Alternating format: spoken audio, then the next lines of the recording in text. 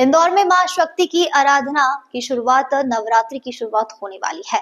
इससे पहले हिंदू संगठन से लेकर तमाम लोग अपनी अपनी बात रखते हुए नजर आ रहे हैं और इसी के तहत भाजपा विधायक उषा ठाकुर ने भी मीडिया से चर्चा के दौरान इस पर्व को शालीनता और भक्ति भाव से मनाने की बात कहते हुए बच्चियों के अभिभावकों से भी आग्रह किया है।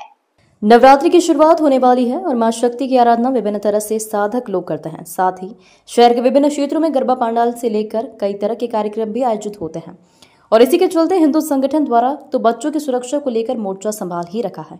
साथ ही भाजपा विधायक उषा ठाकुर ने भी मीडिया से चर्चा के दौरान कहा है कि बच्चियों के परिजन बच्चियों के पहनावे और कार्यक्रम का लेकर सजग रहें, जागरूक रहें। साथ ही उन्होंने कहा कि यह शक्ति की आराधना का पर्व है, बेहुदे फिल्मी गीत और गलत तरीके से आराधना ना करें। इसके लिए प्रशासन और हिंदू संगठन तो काम कर ही रहा है, साथ ही आयोजकों को भी इस बात का ध्यान रखना चाहिए। साथ ही उन्होंने कहा कि गैर हिंदू वर्ग ऐसे आयोजनों में आने की आवश्यकता ही नहीं है। यदि वह आना भी चाहते हैं तो अपनी बहन बेटी को लेकर आए और अगर आस्था रखते हैं तो बाकायदा हमारी पद्धति के अनुसार पूजा आराधना कर माता रानी का आशीर्वाद भी लेंगे और यदि वह वर्षों पहले अपने आप को देखेंगे तो वह अपने स्वयं को भी जान जाएंगे। लोगों ने देखे नहीं होंगे ऐसा अद्भुत दृश्य वहाँ पर उपस्थित होने वाला। नवरात्रि को लेकर हमेशा आप कुछ न कुछ चेतावनी जारी करती हैं। इस बार किस तरह का रहना चाहिए नवदुर्गा उत्सव, किस तरह से लोगों को मनाना चाहिए? क्योंकि कई बार देखने में आता है कि नाम बदलकर लोग प्रवेश करते हैं, क्लब जिहादी घटनाओं को अंजाम दे देते हैं। मैं सभी अभिभावकों से करबद्ध प्रार्थना करना चाहती हूँ कि शक्ति की साधना के इस पर्व में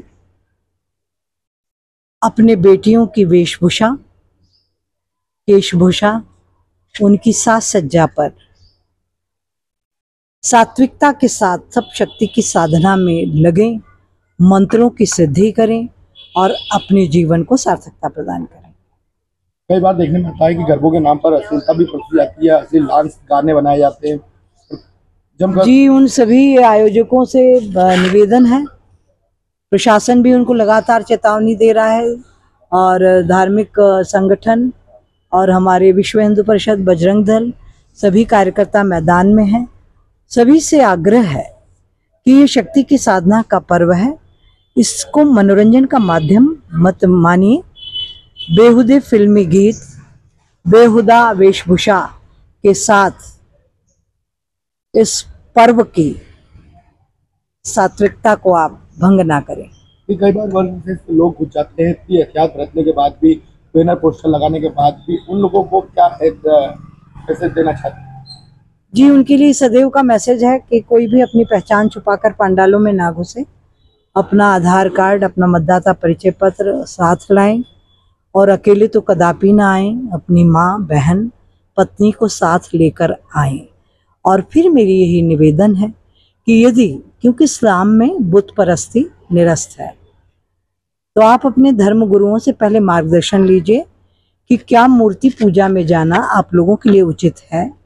यदि वो अनुमति देते हैं तो आप आइए। और फिर मेरा विनम्र प्रार्थना है कि हम सभी लोग परावर्तन के काम में भी लगे हुए हैं। यदि वो लोग अपनी तीसरी चौथी पीढ़ी खंगालेंगे तो खुद को सनातनी ही पाएंगे।